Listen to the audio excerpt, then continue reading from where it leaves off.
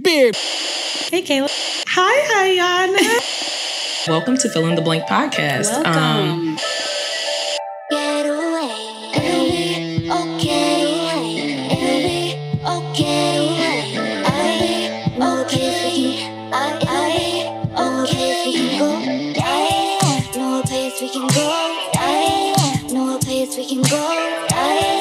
No place we can go. No place we can go. Get away. Fill in the blank. Hi, guys. Welcome to another week of Fill in the Blank. Hey, Kayla. Hi, Iyanna. Hi, Sydney. Okay. So today we have a very special guest to our hearts. Yes. We absolutely have come to love her and know her, Miss Sydney Stanford. Round of applause. You all better be like listening. Well, if you're in the car, I keep a hand on the wheel, but like you got to cheer. So the way that Sydney came to be in our lives is she actually did my first interview ever. Really? Yeah, my first interview ever, where and the only interview where I talked about my sexual assault. Aww. Yeah, and I felt so comfortable with you, so relaxed, so safe with you, that, I mean, I didn't mind opening up. And we talked about love after assault. So that was my opportunity to share my story, but now it's time for really all three of us to have a conversation. Yeah. This is an episode that quite a few people have asked about several times, but we wanted to make sure we have the right guest for this. Yeah. And you are absolutely perfect for this because, I mean, me and Kayla have been looking to talk about it. So disclaimer, we will be talking about, again, sexual assault.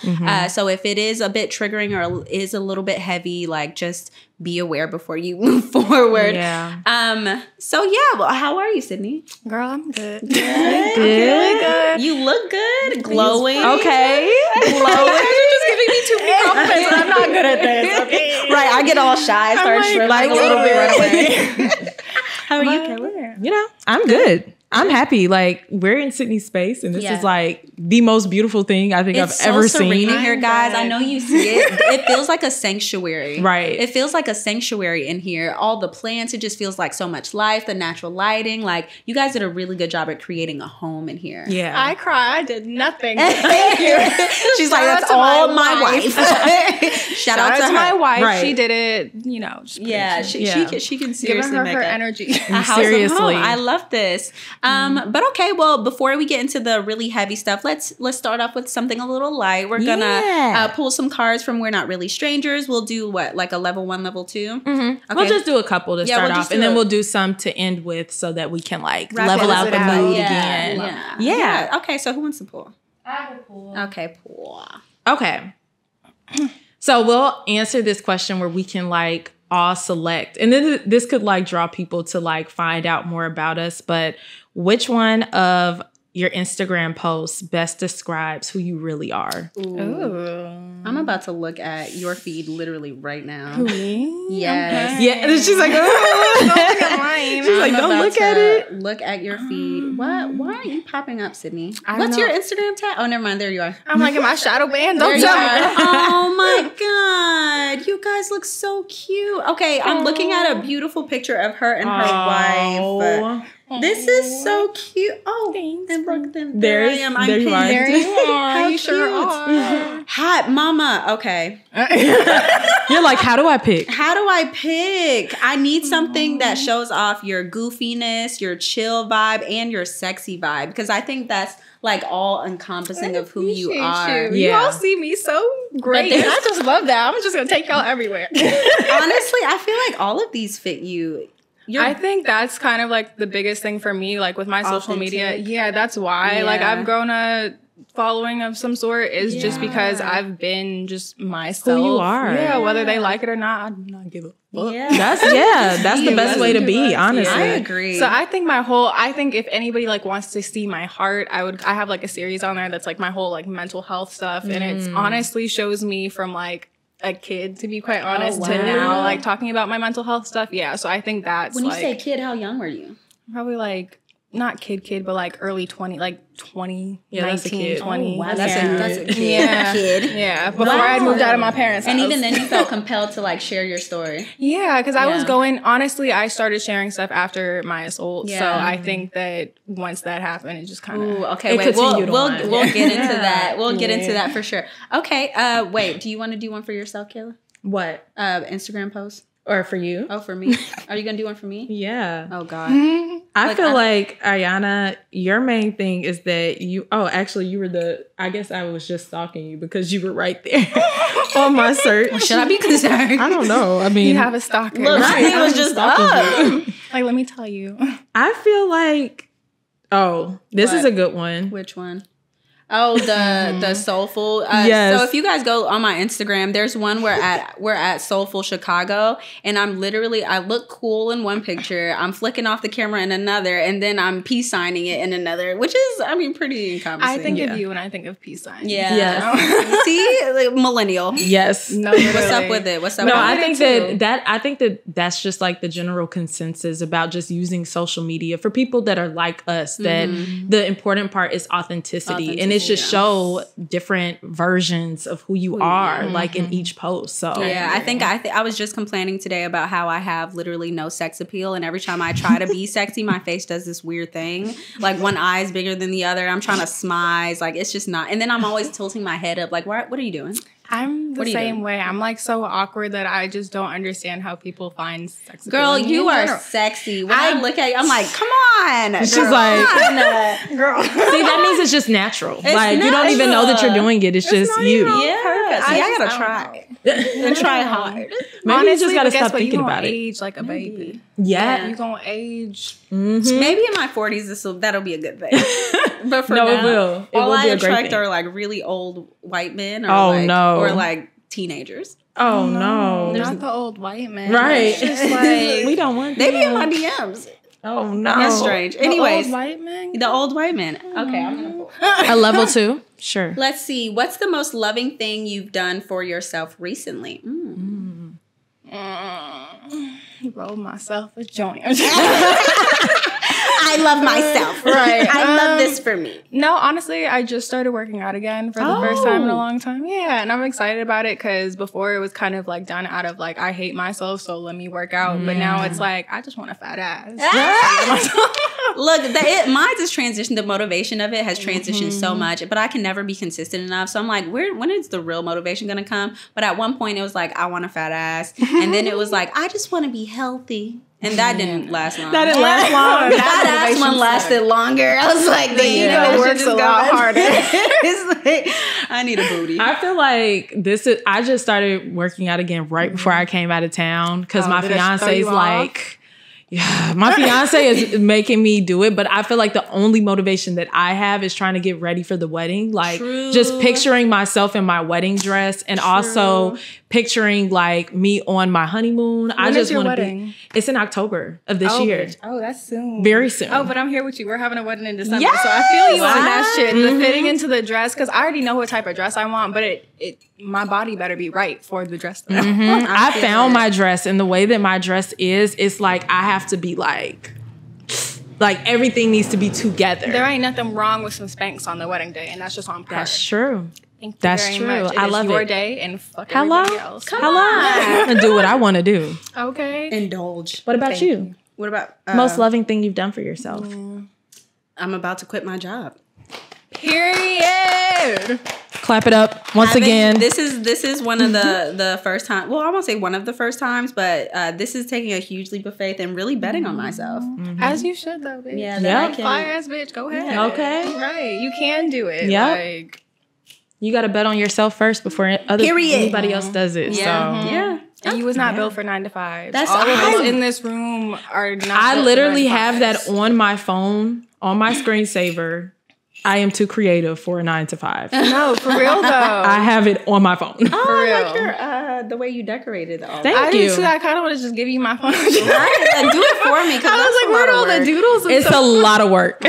Yeah, I had the app and I got like halfway through transferring all the apps to my be God. cute and stuff, and I was like, I'm done. That's the Don't you reason guys why do I like want. shortcuts and stuff?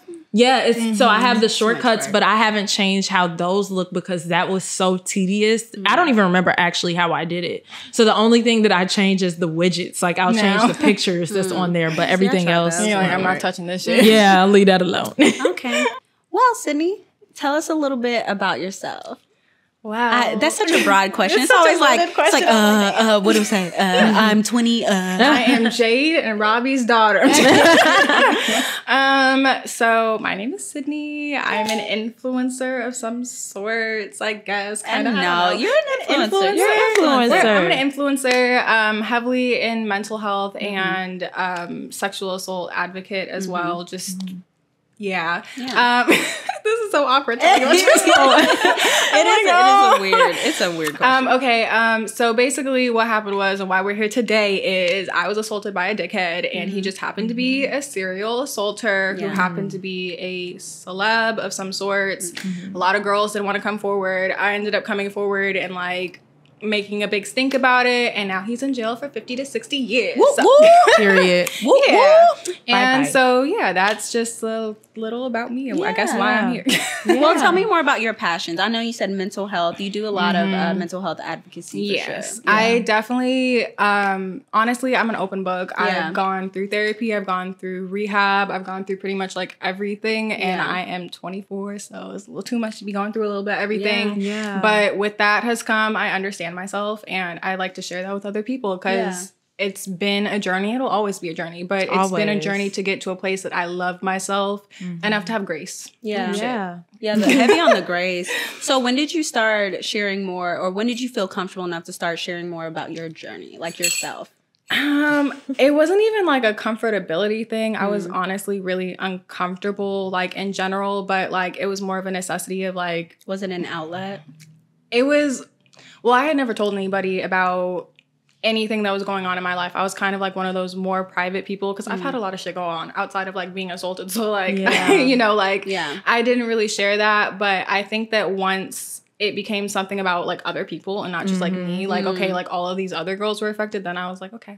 It gives you a passion. Yeah, like Yeah. it gave me a like, I'm not fucking playing with this. I mean, obviously prior to all of this stuff, I was like, of course, sharing myself, but I also think that some of it came from being just a cute girl. Yeah. Like I know that like that's how I got some of my followers too, but I also know Yeah. I have some heavy followers in the mental health and like sexual assault area. Yeah. But And that's amazing because it's a really like big deal to be able to advocate on behalf of people who necessarily don't feel like they have the voice to do it. And so it's really inspiring when they have someone that they can, like, you know, you could follow lead. and you know that this person understands and has the words to express what you might not be able to say out loud. Yeah. yeah.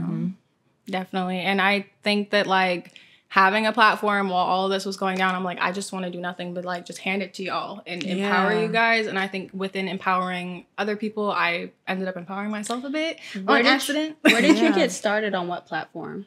I started on Instagram, and I mean, like, I was modeling and influencing and doing my thing. I mean, like, COVID also helped. I like popped off during COVID, and like everybody started following me because I was living life in a bathing suit. Honestly, period. Feel that. I'm gonna keep it real. That's the life. No, for real. I was just like living my life, but I honestly, when I got all my followers, I was really unhappy. Like, not unhappy that I got followers, but just unhappy in like my life and where I was, and like what I was putting out was like a lot of fun, but a bitch was depressed. Yeah. What did you feel like it was at that moment? Like, was it things around what happened necessarily with the assault, or was it just like other life things that had you feeling depressed? The assault definitely like weighed on me for sure, but I think it was like other shit going on. Like, I've had so many things go on. Like, my dad's had cancer for the longest. Like, my mom's gone through her shit. My brother, I've gone through my shit. My like literally like life has lifed me like a motherfucker. So like there have been so many things that I've Oh God, my train of thought.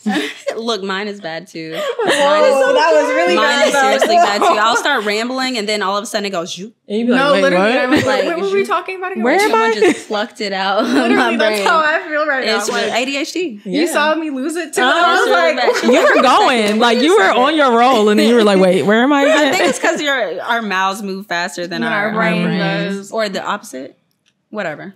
The brain moves faster than the mouth can say the words. You can't catch up. And I was Yeah. like, damn, what were we talking about? That was Look, But yeah, you were just saying life had lifed you, and you were just, and the depression was coming from. Yes, yeah. Life had just lifed me, and I was kind of low key like depressed. And I think that got me into these places of like going to therapy, going to rehab, going to all of that, and like. I was like, I cannot be the only fucking person going through this shit. Like, I cannot be the only person that life has beat their ass. treated like shit. Right, right. No, literally, I'm telling y'all now, I'm saying this to the camera too. Yeah. God and I have an agreement that I am done being the strongest soldier, and we have had this agreement. I have told him I'm done. I can't do it. We I get somebody else to do but it. it's so funny because we just had this same conversation Literally the on the same. last episode that we were. Because we're all tired. I'm tired. I'm exhausted. Like and I said this to my mom. She got all freaked out the other day, but I was like, I feel like my spirit and my soul has served its purpose of what it's supposed to do. And I'm not saying that in like I'm ready to die in suicidal type way. Like God fucking forbid. But like, I feel like I was put on this earth to help people and help people navigate what they're going through. And I feel like I've done that. And like, now I just want to fucking Live in peace. literally just like That's why you're trying to move to Costa Rica. Like I literally like everybody's chasing something, and I think that's beautiful. But like I'm just tired. I'm like, I don't want to chase anything. I want to chase my dogs in the backyard. Yeah, like, because it really could be that fucking simple. Yeah. To be. So I feel it. Yeah, it's hard, especially when you're the type of person like what you're saying, and I could relate to that. When you go through so much, like you've had so many traumatic events happen in your life. just want Sometimes, but even like it feels like sometimes it's like unreachable, you know, because you've been through so much. You're just like, you kind of get like scared, like when things are peaceful, like is it gonna stay this way? Like is this self-sabotaging type shit? Like is this really peace? Like am I gonna be able to have peace, or is the ball about to drop? Especially when almost? you experience something like so tragic and traumatic, like a sexual assault or like abuse or like God or a death or like I mean those are life altering things. Like those are life altering things. Yeah. And it can get to be a lot. Oh shit, I had a question that I lost it. I literally watched you lose it too because I saw your You brain. saw my brain was, and then Kayla said something, and then immediately I was focused in on what Kayla said, and it went sucked it out of you. Jesus Christ, why do we do this? Damn, why we all got ADHD? This It's is really horrible. bad. It's really bad. See, and now I can't read and concentrate at the same time. It's okay. I can ask because I do have something until you Yeah. regain it. I wanted you to just kind of like start off, if you can, with journey. sharing. I want to hear the journey. Yeah, the journey, like your experience of what happened that like unfortunately put you in the position where now you've been able to, on the brighter side, be able to be an advocate for other people. Yeah, so like she said, trigger warning, because I'm not one to mince words when I talk about this stuff, just because you have to be very straightforward with it. Yeah. But basically what happened was I was meeting with this guy he's supposed to be a photographer, and I was meeting up with him to do a photo shoot, and I got there and he basically starts selling me on the idea of like prostitution almost, kind of sort of like a high class prostitution, and I kind of like was like, no, like this is going bad. Yeah. And at the time, I will say that like I was not one to speak up for myself or have boundaries. Young. Yeah, I was young. Yeah. I mean, but I definitely didn't have any boundaries. And so like he was like, let me give you a ride back to your car. I was like, sure. Go to the parking garage, car locks, end of story kind of situation. Excuse me if I like start to like, I don't know why I'm like getting emotional right now. I haven't talked about it in a long time. Sometimes it happens. Yeah. I'm like, damn. That shit happens to me too. Yeah. Sometimes. And you be like, oh, I thought I was, I mean, I've talked about this 5 times before and I was fine. Yeah. This is my first time talking about it since everything has ended. Yeah. And I think that may be why. Yeah. But yeah. And then after that, I didn't really like speak on it. I didn't tell anybody. I blamed myself for like weeks until I had like a whole mental breakdown. Yeah. I was like, shit, like I was raped, like when it processed. Because even days after, he was texting trying to like make it seem like it was consensual and stuff, and like it was not at all. And I don't know if it was like one birthday I got real bold and I posted it on my story or something like that. Like, this guy raped me, and like just called him out. But a couple of months later, I had a friend who I was talking to, a guy friend at the time, and like I told him what was happening. He kept inviting me to events that this person was at, and I was like, I'm not knowing that like that had happened though. Yeah. Okay. And he didn't understand. I was like, no, I'm not going. Like, no. And finally, like, I told him what happened, and then one day I go on the, like, he's like, I'm gonna handle this. I was like, whatever that means. I go on the shade room. I go on everything. It's everywhere. Like, that he got arrested, he this, he that. And I was like, oh, shit. Like, yeah. Shit just, like, went down. And even though that sounds, like, very, like, he told my business, I'm so grateful he did. Yeah. Because, like, I wouldn't be here. So that was what started the whole... I think he had been arrested, like, 2 or 3 times, because this had been happening for years. Repeatedly. Wow. Yeah, for years prior to me. Like, I think it goes back to, like, 2014. How many victims came Probably out? over 40. Yeah. What? That like just took the wind out of me to hear over 40. Yeah. Like, and only 11 of them were in trial, which is still crazy to me. Including yourself. I actually wasn't even part of the trial. Oh, wow. Yeah. Mm-hmm. I was on like call to be called in as like a witness because statute of limitation of time had passed. So like I couldn't be a victim. Yeah. Sorry, deep breaths. Yeah. Because I'm losing my breath talking about this. But I can share a little bit too and talk about my experience. What I was sexually assaulted when I was 17. It was a best friend at the time, or someone I would consider quote unquote best friend. You know, in high school, you're just calling everybody your friend. But it was someone that I was very familiar with and I had known since my freshman year of high school. He was a couple years older. Well, he was a grade ahead of me or 2 grades ahead of me. So he was in college at the time, and I was a junior or a senior, I can't remember which. And when it happened, we were drinking around each other. He was with my cousin. My cousin was lesbian at the time, so they were just like vibing on just like stuff that I didn't understand, like sports and shit. Yeah. And boy shit, and they were just vibing, whatever. They were whispering for a bit, and I didn't know what was going on, but we were all drinking. And at some point, he was like, "Hey, let me show you so and so's apartment," because there was a friend of his that lived like a couple floors in the same building. And we went, and at some point, he was like, "Yeah, let me show you his room." And I went and I browsed around, and at some point, I hear the click, and I turn around, and he locked the door. And I go over and I'm like, "What are you doing?" And I try to unlock it, and he's like blocking. He's like, no, like you can't. He's like, "We're just gonna chill in here for a while." And at this point, I'm a little tipsy, and I'm like, well, I mean, but I started to panic on the inside. But you know how you're like, you almost freeze, because especially with that click, you freeze. Yeah. And so I just like tried to act like nothing was happening, like, and I was being awkward about it. But then at some point, he did just because you don't want to like accuse somebody of like you're about to rape me, even though like that's the vibe you're getting. You don't want to be like, you also don't want it to like escalate. And because I kept thinking like, this man is like, he could hurt me. Like, I mean, rape is hurt regardless, but even still, like, it could be worse than what it was. Yeah. And so I just like, I don't know, I froze. And he pinned me, and it happened. And afterward, my cousin was just like, "Oh, you wanted that." She was like, "You were drinking," but she was a year younger than me. She had also experienced her own trauma, and she didn't know. It was just projection. Yeah. But I believed her, and I was like, "Well, maybe I did. Maybe I did." Yeah. And then I just went through a downward spiral for a couple of years. Quite honestly. Yeah, because it can do that to you. Because I mean, like, I haven't necessarily ever spoke much about it besides when I first told a couple of my friends what happened. But I was kind of like in a situation like yours, in that like the assault happened with somebody that I was like close friends with, like somebody I considered like one of my best friends. Yeah, that has to be harder too, because y'all have a connection and it makes you question your. So it makes it so confusing, and I think that's the reason why it's been very difficult for me to like really actually talk about, because of the fact it's like what, like, did I do something that gave the impression that this was supposed to happen, that I wanted this to happen? But then, like, I knew, because I remember the day after, I remember him texting me being like, "Oh, like, what did he say? He just said something along the lines where he understood that like how the night had went was not good." Oh, yeah. So he was aware. And I just didn't talk to him like ever again.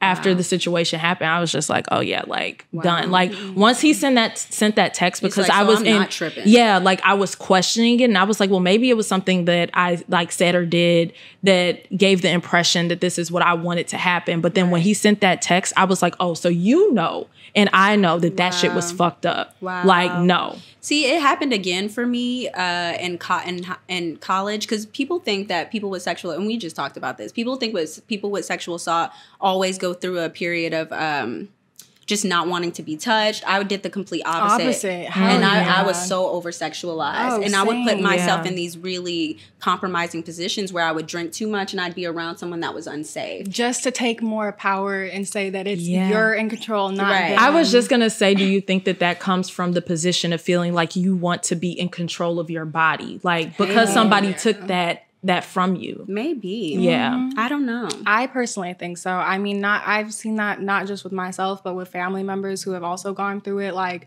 I have a family member and I watch them hypersexualize themselves. And I literally, like, as soon as I was watching it happen, because I've gone through it, I was like... You can recognize it. Yeah, I'm like, you're doing something to get control. Because when I was in that mindset, I was like, I'm fucking this person. Right. Yeah. Right. I'm fucking, like, I'm in control. Right. I'm having the sex. Like... Not I'm being hurt. I'm being not realizing you're re-traumatizing yourself. Oh, absolutely! I dropped my own morals and my own, like I was not myself. And there's like an emptiness. It's like a void you're trying to fill, and you think the experiences will fill it, and it's like afterwards, it's just all the wind just gets knocked out of you. When I think it finally like clicked for me, and I realized what was happening. Then I did the complete opposite, where I didn't want to be touched, and I didn't want to have sex, and my sex drive was nothing. Like nothing. And it was an issue in every single one of my relationships because they were always initiating and I had no drive. It's still something that like Marcus and I work through because of the experiences that I have had, because even not with just that experience, but I've just had like, and I explained this to him at the beginning, I've just had like traumatizing sexual experiences where I felt very like, unsafe. It didn't feel like natural. It was mine. Like it felt like it was their experience and I was just a piece in it. Yeah. And so like, I remember at the beginning of our relationship, I would have moments like where I would go to a place and I would just start like crying and shaking. And he'd be like, okay, like, and I'm like, it's literally not you. It's just that me. I'm traumatized and I have to like regain a connection with sex again because it hasn't gone positively for me in my life. Because your body remembers, even if you're trying your best mentally to be present, because that's happened to me before. Even it's happened at least once in every relationship, and I have to explain like this is how you best support me because like it's a trauma response. I'm not technically present. I'm disassociating and I'm just like curled up in a fetal position. Like blackout. Yeah. And even that comes with the shame because I'm like, I don't want you to think I'm broken. I'm not broken. Oh my gosh. I'm just like, you know. And then it makes it worse because it's like you feel like you're broken and then you're like second guessing everything and you can't even get into that mood. It's like, is something wrong with me? Yeah, I've gone through phases with that with Tia. Like I literally like not recently, but a couple months ago, like literally like she made a comment and it was innocent, like you're taking a long time. And I like broke down into tears because it's like I judge myself for taking a long time because I'm like, I know something happened to me, so I just want to be perfect sexually, you know? And it's like... You just want to be okay. It's like, I want to be able to be present and enjoy it. And not live in your head. Yes. That's what we were talking about before. I was talking about that aspect of living in your head and having to like be present in the experience and how to like... your physical body is so hard. To not be up here the whole time. And it's not even like... Especially when you get to the point where you're in like a healthy, loving partnership. Those can be the most triggering. It's wild to me. Yeah. Just how triggering they can be. Because you, like what you said, like you want to be perfect and you want to be able, it's like, dang, like that feeling of almost like, I wish I wasn't tainted. You know, like literally. I wish that I could just be like the purest version of myself to fully like accept and be present in this moment. Like they didn't see me as this, even though it's just me seeing myself that way, but like that they didn't see me as this broken thing, you know? I think also though, part of that mindset is, if I'm being quite honest, I don't even think I've told my therapist this, but like I think I've been assaulted prior to like my big assault, and I just don't think that my brain and my self-love like processed it as that. And like looking back, like, I mean, most of it is very blacked out and like I don't remember, but just like my physical body, the things that I've been through, I can tell that it went through. Yeah. I thought it was my fault that I did get assaulted because I was raised by my mom until I was about 8 or 9, and my mom is schizophrenic, and so she was very physically, sexually, and emotionally abusive. And there were quite a few things that I would experience with her in my childhood with my mom, and those weren't things that I would really hear about because I would hear a lot about like dads and daughters, but it was my mom who were doing these things to me. And so when I got to a certain age, and when I did get to the point of being raped in in high school and in college, I thought, well, it's my fault that I'm unhealed. Like I should have checked, I should have known better. And that's why I'm self-critical and hypercritical of myself now. Because I'm like, I can't be unhealed. I can't have something like that happen. Because I realize I'm unprotected when I am like unhealed. Yes. Yeah. It's such a tough thing to be able to get to the point where you gain an understanding And give yourself grace. and give yourself grace. What do you think, Sydney, helped you, like led you to that point? I think the other 40 girls that were flooding my DMs, like he did the same thing to me. Wow. Yeah. The community. You realize it's not you. Yeah. Not only that, I think that it's easier to have compassion for other people than yourself. So when I because honestly, like I'm still learning to have compassion with myself with the situation. Like in these moments, I was not fighting for Sid. Like I was fighting for them because it happened to me, but like I couldn't think of it like that, or I would have shut the fuck down. Yeah, it's like this was an it's an experience, but it's technically I'm here to help other people, and it gives you a focus. Yeah, so you don't have to focus and a drive and a bravery. Too, it's healing. It was also hard to let go though after the case because like I got this like savior complex that I didn't even mean to get, but like I mean I was trying my best to help people, but like I didn't know what to do with myself after like everything was over and like there was nowhere to help, and like I had to literally like this is probably the most calm I've been in my life right now, like where I'm at. I love that. Yeah, like you deserve it. You deserve peace. I haven't had that level of like everything is just like okay, and it was uncomfortable, like you said. Like being at peace is fucking uncomfortable. Yeah, what helped you to shift your focus? Like once you realized, like, oh, I'm kind of having like a little bit of a savior complex. How did you get to like switch modes into something else? I mean, I think that I'm like extremely aware of myself, so that like helps. Like I was like mentally like checking myself, I guess. Being like, able to be self-reflective. Like, bitch, you doing a little much. Yeah. Like, like sit the fuck down. But like, but I also had to learn to be graceful and like with myself and be like, okay, but this is also a trauma response. Your savior complex is a trauma response to what has happened. Yeah.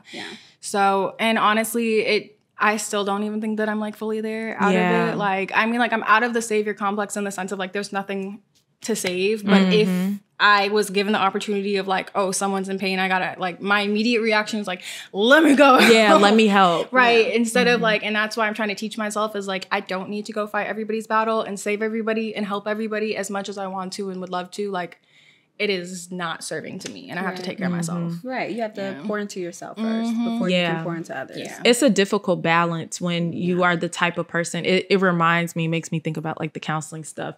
Like you can have 6 different the Holland types. And basically it shows you like where you would fall in your career path, what will be the best for you. And so when you're the type of person that's like that helper, like the type of person that naturally wants to be able to help people and be able to advocate for people, you have to create that fine line between like, I'm going to go and save you and like, I'm going to do the best to help where I can, but also know my limits. Like it's not a bad thing to be a helper because we all need the helpers, like the people that love to pour into others, but being able to find where it goes too far for you. Yeah. I think also just like I said, my DMs were flooded with like not only victims of his, but like victims in general. Like just like, oh my God, like thank you for speaking out. And like that, at first I was like, yeah, let me help you. Let me tell you this lawyer, that lawyer, talk to this, do that. Like, but after a while, like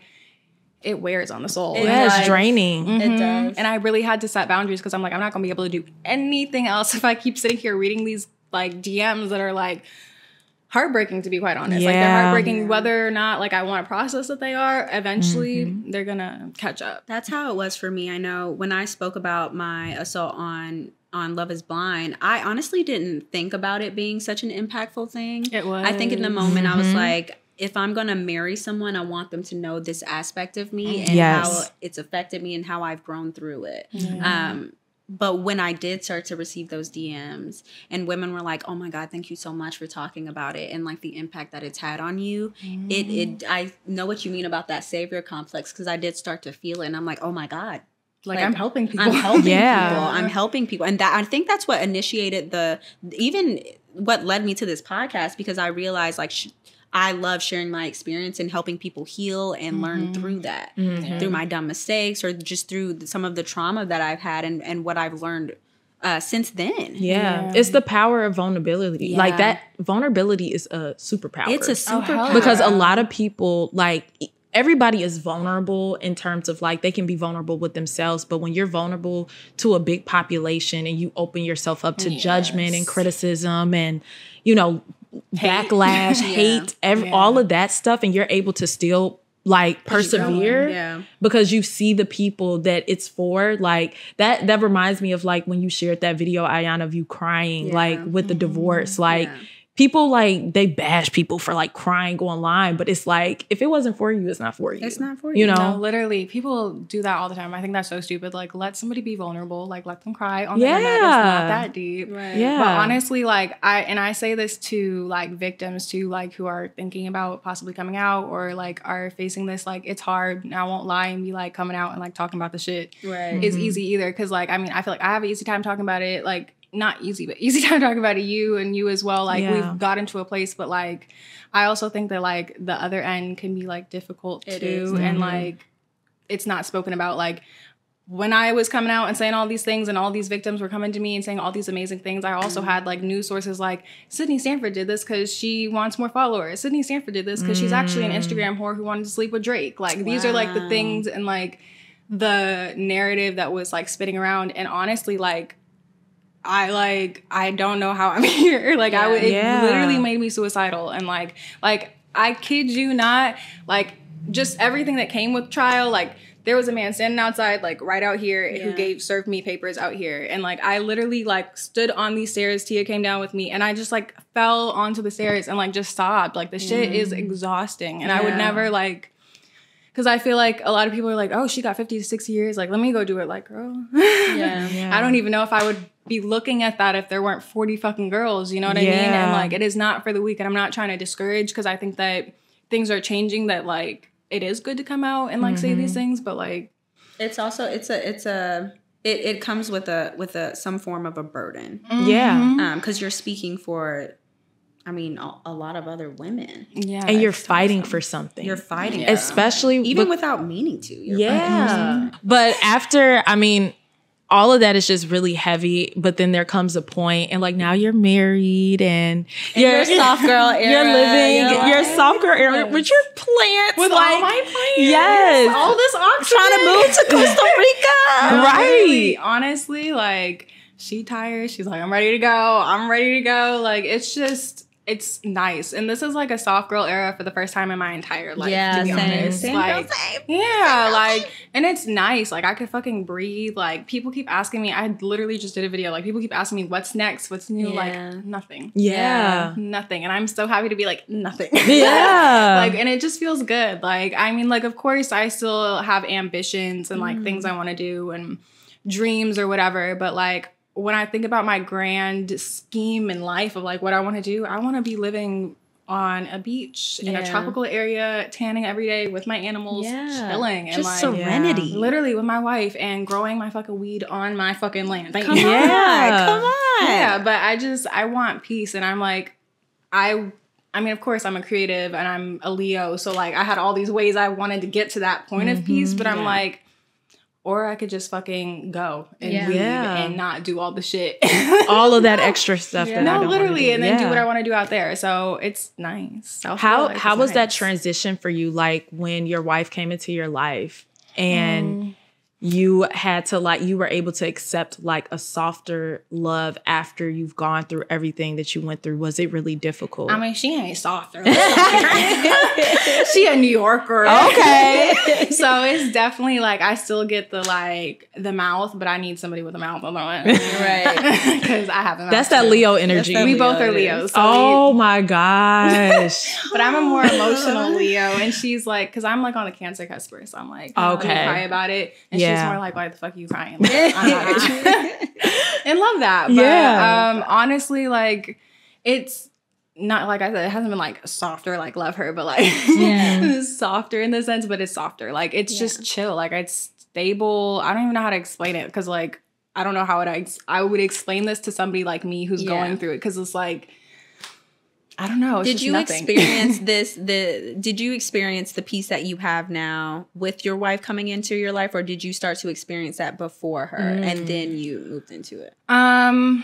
Before her, I don't think I could have been married and been where I am now. Like, it definitely, like, love her to death. She definitely helps, but like, she didn't get me there, because honestly, she probably wanted my ass. If she had to get me there, because it was a lot of work. Like, after all of this happened and stuff, like, I did end up going to rehab and stuff, and like therapy. I see my therapist twice a week. Shout out to Gracie. Healing prior to her was like really important. I think that's important for any survivor, like, who wants to be in a relationship. I agree. You need to heal yourself before you try and get in a relationship with somebody, because like, at the end of the day, yes, something happened to you and it's fucked up, but your responses are you. It's your responsibility. Yes, that's your responsibility. Your healing is your responsibility. All of us, like, our traumas, it sucks. Life is unfair, but I like, agree. it's what is our responsibility is handling like how we react to shit, and I think that's what we forget. I agree, because if you're unhealed, you go on to like hurt other people and create these unhealthy relationships that just still add to your trauma. Yep. And projection on somebody else who didn't necessarily do the thing. I agree. Yeah. So your healing is definitely your responsibility. I know for me, it took me a while to get to the point of like being healed, but when people do ask me, they're like, "Oh, how did you get there?" And I think overall, mines would probably be like that very simple umbrella term would just be like love, and my focus on love. Now that I'm reading all about love, I feel like it's impacting. It changes your life. It changes your life. And she talks about love ethic and how you live your life according to love ethic. You never stop fighting for love. And so for me, it started off with self-love, and then with the self-love, I learned what I needed and the type of people I wanted around me, and that's when I started to really gain my village, because I started getting more like-minded people who love the way that I love and match my energy and replenished me. And it wasn't just my own responsibility, or it wasn't just on me to replenish myself. Like Kayla pours into me, Asia pours into me, Ariel pours into me. Like it's important to have that on top of like loving yourself. And that's how I got to a point of being now at peace. And that's when you know you're healed, when you're like at peace for the most part. And your people around you say so much about whether or not you are healed. Let me tell you now, like, they'll let you know. I mean, not only will they let you know, but like some of them aren't healed themselves. And I think that once they aren't. And like, I have lost a lot of friends simply because they haven't healed. And that's not necessarily a bad thing in the sense of like, I feel like they haven't had to go through as much shit to have to heal. So like, I give them grace in that area, because it's like, that would be fucked up of me to be like, well, I wish you went through what I, to have to heal in that way. But it's like difficult because people don't heal and you have to separate yourself from them. You gotta because you can't allow it to then pour over onto what you're doing. And it is a true thing about the company that you keep. Like, you have to be very mindful about the energy that you keep around you and how that is transferring over to you. But yeah, I think that just the healing journey is very like, I found it to just be very self-reflective. Like, I just had to spend a lot of time thinking about myself and holding myself accountable to the things that I also played a part in. And so I know that really helped me with my journey, you know, to be able to get to a point where I could accept like a love that was just like more stable and full and just like peaceful, because I became very reflective. Like, oh, like it literally, like the episode we did, like I'm the villain. Like I'm a problem. It's like, I'm kind of getting in my own way. Yeah. Like, what is this? Yeah. So that's like so important if you're going to get to the point where you can, like, when you go through traumatic things, like find someone to like match your more peaceful energy that you're trying to obtain. Like, yeah, because it'll bring you back. I know being with someone who is like wildly incompatible, I started to notice things about myself. I started to go back to like trauma responses and like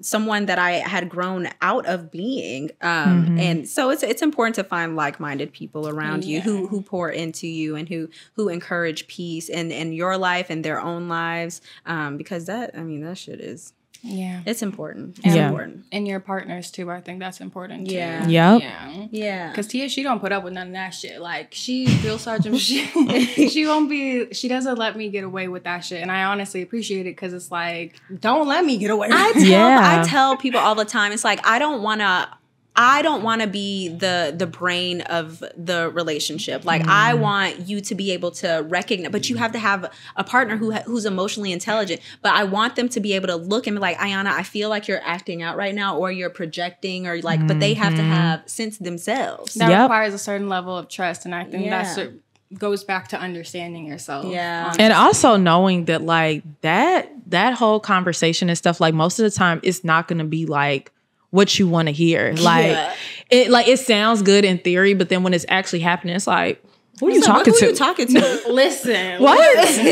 Excuse me? She called me, lazy or some shit the other day. I nearly had a goddamn breakdown, but did I make like a shit ton of money like the week after? Because she said that? Hell yeah. And sometimes like we can't motivate ourselves. So you need people, because we have blind spots. I say that all the time. I am very self-aware and I'm constantly just being self-reflective, but even still, I have blind spots because of my ego, because of my trauma, because of like, so I need other people around me who have sense, who can look at my behaviors and be like, Iyanna, that's not it. That ain't it. Come on now. That ain't, because sometimes you revert back. Yeah. Because we're human. Yep. And we need it sometimes. I feel like I do that a lot. Like another thing is knowing like each other's strengths in the relationship. Important on the strengths and then feeding into those strengths. Because it's not just about correcting, it's about correcting in love. And that comes with what you call it, the compliment sandwich. Look, I always say my fiance, he needs compliment sandwich. I understand that about him. And so I give it to him. I'm like,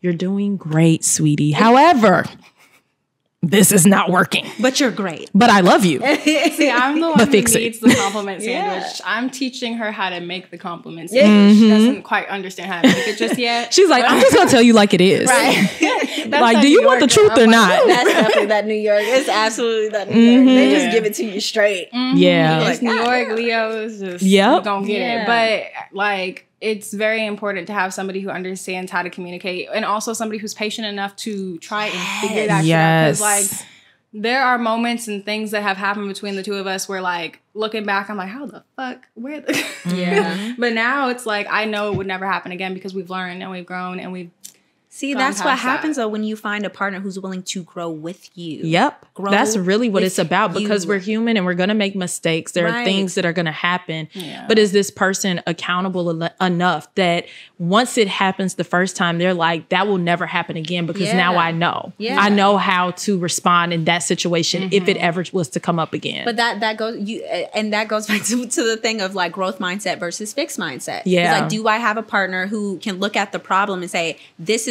is our issue. It's not me versus you. It's us versus the problem. Yep. And you need that in a way, especially with people who've experienced trauma. Like, because we already feel enough shame within ourselves and we have to constantly come back up and say exactly. I already have issues with saying no sometimes. So like we need a partner who's going to be in it with us, not against us, and not test those boundaries. And not test oh my God, heavy on the not test the boundary. Okay, well, let's just move on. So is there anything, Sydney, that you want to share about, like, I know you said that you're like, what's next? Nothing. But what are maybe some interests that, like, besides moving to Costa Rica, that you're looking to get into, like, in this new phase of your life? Definitely, like I said, peace for sure. Yeah. But, like, I mean, I forever will be a sexual assault advocate. I will always be here. My DMs will always be open. I will always be somebody that people can come to and get help, resources, whatever it is that they may need from. I think eventually, once I have a little more space and time from the case and everything that's been going on and stuff, like I do want to get back into advocacy in a way that doesn't trigger and just get me into a place. Something with some good boundaries. Something with some good boundaries for sure. And I think eventually I'll definitely be able to do that. And it's definitely something I'm super passionate about.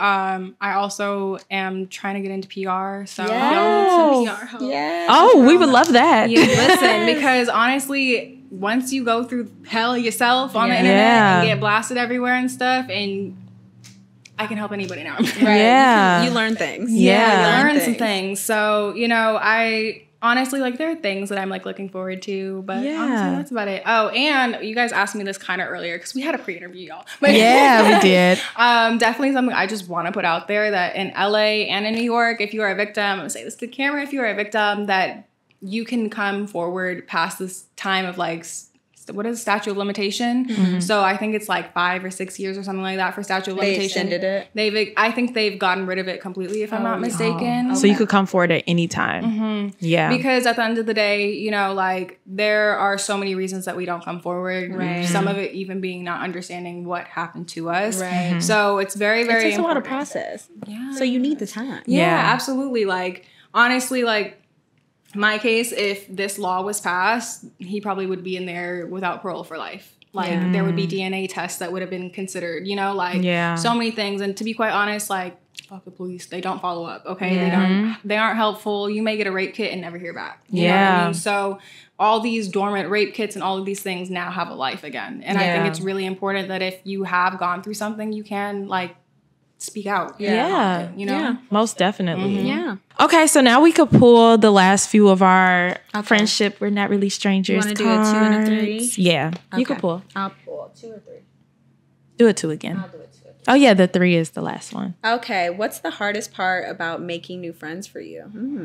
I don't like nobody. I was just about to say, I can't say that anymore. I think I have a better compassion for people now. Well, kind of. Actually, that's not true. I don't like people. I feel like I've been through so much that, like, it's really hard to find people who have also been through so much and, like, who understand it. Who understand it and aren't fucking crazy and jumping off of a cliff, because honestly. Other people who've healed. Yeah. Because I bet you could be doing that right now.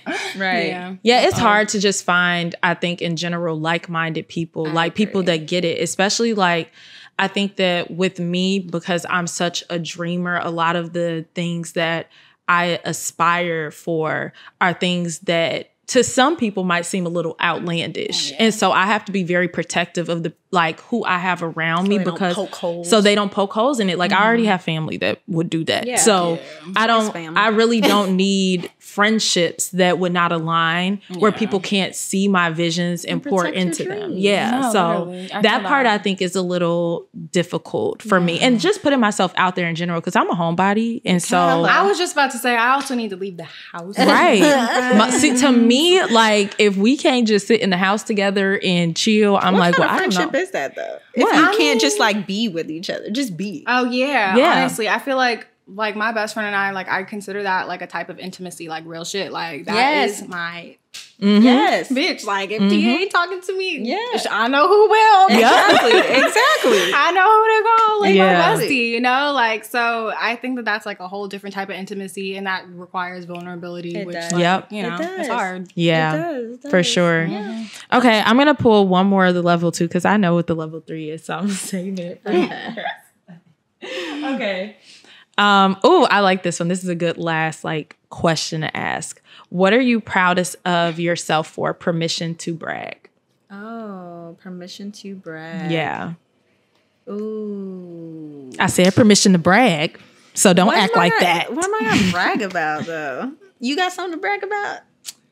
Bitch, you're brave. 50 to 60 years, motherfucker. Okay. Hello. Right. I mean, I'm really proud of, like, being brave, like you said. And, You know what? I agree. I will say the same. I'm proud of myself for being able to continuously be so vulnerable in front of, like, a fucking camera and like people, so many different people, and yeah, I mean that requires bravery. Surviving. Not just surviving, thriving. Yeah, that's what I say. I'm not just a survivor anymore. I'm thriving now. Yeah, I've moved past the survival mode. Yeah, which is nice.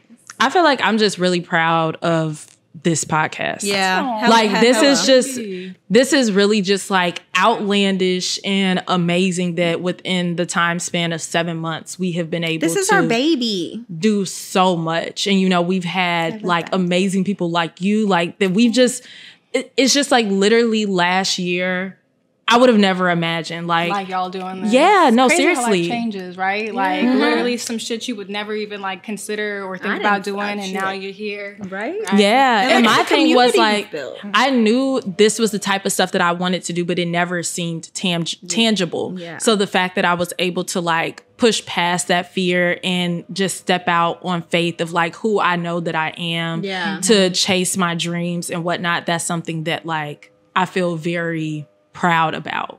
Yeah. And I think you should be proud. Yeah. Both of us should be proud. So the last one is a wild card, and it says take a selfie, save it for memories. We already took one, but we're gonna take one more. We're gonna take one more right here, right now. Okay. Wait, I wasn't done. Oh, you want another one? That wasn't a cute one. I don't know. Okay, one more. Okay. Okay. We gotta do it every time. Every time. I think that this will be a good episode, Iyanna. You haven't done it since we've What? the affirmations. Oh my God, affirmations. Oh, should I pull the ones that I have this morning? Oh yeah, you had some good ones this morning. I don't want to do all of them because it was a lot. Yeah, just pick I like did a lot of a top Did 3. you write them? I did, and I wrote them, and then I put them on our mirror this morning for us to. Before we left to go eat, Ariel was like, I was like, no, we have to stand here and do these affirmations before we I used to leave. do that every fucking day. I used to have to write it on my mirror. My therapist told me to do that shit. I was so tired of it. Like, I am beautiful. Looking at myself like, bitch. you know, and I know how we feel. Right. I'm looking at you right now. Right. All right, I'll just do a few. Are you ready? Yes. Okay, I am a creative. I am a creative. Oh, I'm saying it. Yeah, I you am have a creative. Okay. I am loved for simply being me. I am loved for simply being me. Period, poo. If I follow my passion, the money will follow. If I follow my passion, the money will follow. Okay. Ka-ching. I am wise and I trust myself. I am wise and I trust myself. And lastly, I am worthy. I am worthy. Period, poo. Yes. Well, I really hope you all enjoyed this episode as much as we did. Thank you so much, Sydney, for resharing. I know that it takes a lot to be able to muster up the strength to relive and talk about things that are really hurtful and traumatic that you've been through. And so I really appreciate you being vulnerable in the sake of like helping others, like sharing our stories so that others can feel seen and heard when they don't have a voice. So as always, you all know where you can find us, but I'll share it if you're new here. On YouTube, we are Fill in the Blank Podcast. On TikTok, we are Fill in the Blank Pod. On Instagram, we are Fill in the Blank _ You can follow me at astoldby.Kayla, Iyanna at Iyanna.Amore, and Sydney At Sydney X Stanford. So thank you all so much for tuning in. And we will also link some resources for anybody who is struggling or going through anything like domestic violence, sexual abuse, or anything like that. So thank you so much for tuning in, and we'll see you next time. Love you. Bye. Bye.